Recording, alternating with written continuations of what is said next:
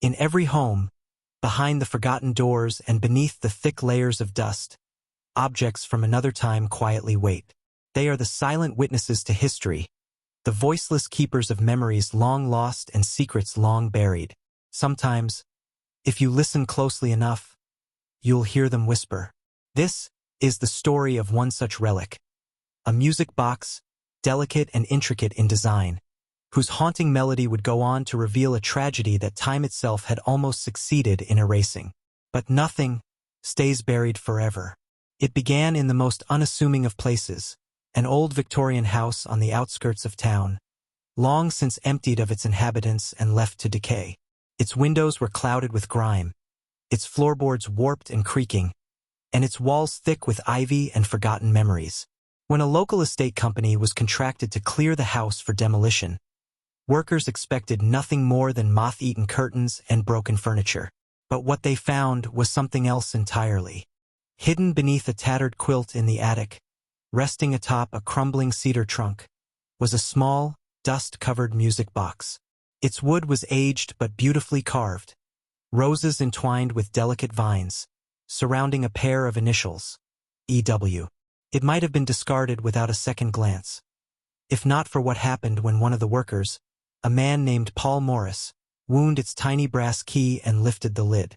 The melody was haunting, a sorrowful minor key progression that seemed too complex, too mournful for such a simple device. And with it, a strange chill in the air. Paul would later claim that the moment the first notes sounded, the room grew inexplicably colder, and a heaviness settled on his chest. But perhaps stranger still was that no one could place the tune. No one had heard it before, and though the melody seemed oddly familiar, it defied any known folk song, hymn, or classical piece. And so, with curiosity piqued and questions already forming, the music box passed into the hands of those determined to uncover its story. To understand this peculiar relic, one must first appreciate the artistry of music boxes themselves. Invented in the late 18th century, music boxes quickly became coveted possessions among Europe's aristocracy. Tiny cylinders of wood and metal capable of producing entire melodies with nothing more than a winding key and a series of pins and combs. Craftsmen in Switzerland and France led the trade, and their work was celebrated for both its mechanical precision and intricate, decorative beauty. Often, these music boxes were commissioned as gifts of courtship or to commemorate family legacies. Each melody unique, each box holding a story, but not every story had a happy ending. In the case of this particular box, no maker's mark could be found, its tune unlisted in any of the surviving ledgers or archives from the period. It was as though it had been designed to exist in secret. Local historian Margaret Lennox, intrigued by the mystery, volunteered to trace the box's origins. She began with the house itself, once known as Blackmere Estate. Through dusty records, frayed census books, and brittle newspaper clippings, a name began to emerge: Eliza Whitcomb. Born in 1852, Eliza was the youngest daughter of Nathaniel Whitcomb, a wealthy merchant with deep ties to the shipping industry. Descriptions of her painted a portrait of a spirited and kind-hearted young woman, well regarded by the townspeople and fiercely adored by her mother, Margaret. But Eliza's story would take a tragic turn. In the summer of 1873, scandal erupted when rumors of a forbidden romance between Eliza and a laborer named Thomas Avery surfaced. Class divisions being what they were, the relationship was deemed unacceptable by Nathaniel, and Avery was dismissed from the estate under threat of imprisonment. Days later, Eliza vanished.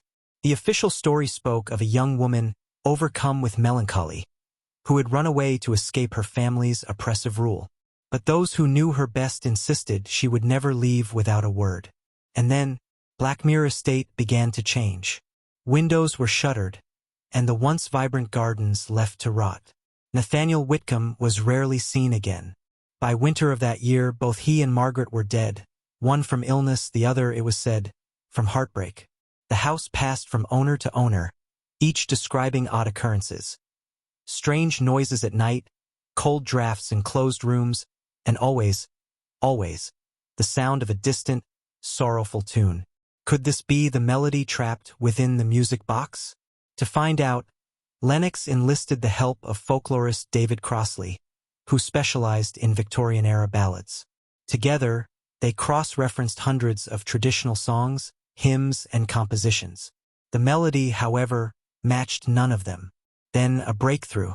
An unpublished diary, attributed to Margaret Whitcomb, surfaced in the archives of a neighboring county's library. The entries were faded, but one passage from August 1873 stood out. Eliza plays her song again tonight, the one she wrote for Thomas. I fear I shall not bear its mournful strain much longer. A handwritten stanza followed, the lyrics to a love song, never recorded, never performed. The notes corresponded to the music box's melody. This was no manufactured tune. It was Eliza's final message. But how had it ended up in that box? And in the attic? As word of the discovery spread, paranormal investigators became involved. Several teams visited Blackmere Estate before its scheduled demolition. Among them was the local chapter of the Society for Psychical Research.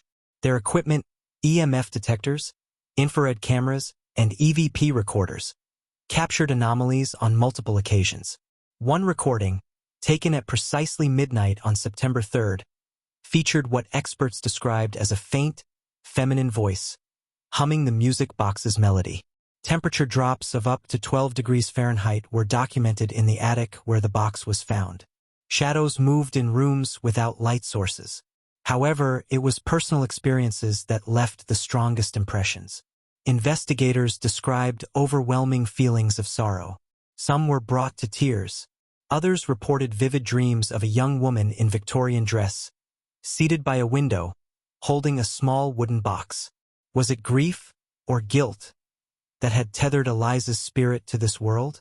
In the end, perhaps it matters little whether the house was truly haunted or whether the music box merely acted as a conduit for collective memory. What remains undeniable is this. Through her melody, Eliza's story survived. Her love, her loss, and her longing outlived the walls of Blackmere Estate. Her voice carried not in words, but in notes, and in the fragile, winding chimes of a music box meant to be forgotten. The object now rests in the town's historical society, housed behind glass. It is displayed without fanfare, labeled simply, Victorian-era music box, circa 1870. But those who work there know. Sometimes, when the room is still, you can hear the melody play, all on its own. Every object tells a story. Every relic is a witness. And sometimes, a music box becomes a vessel for a memory too powerful to fade. Have you ever encountered an object that seemed to carry with it a presence, a history, a secret? Share your stories in the comments below. And if you enjoyed this journey into the forgotten past, subscribe to the channel for more tales of the unexplained, the eerie, and the untold. Until next time, remember to tread carefully among the relics of history, because some melodies are meant to stay silent.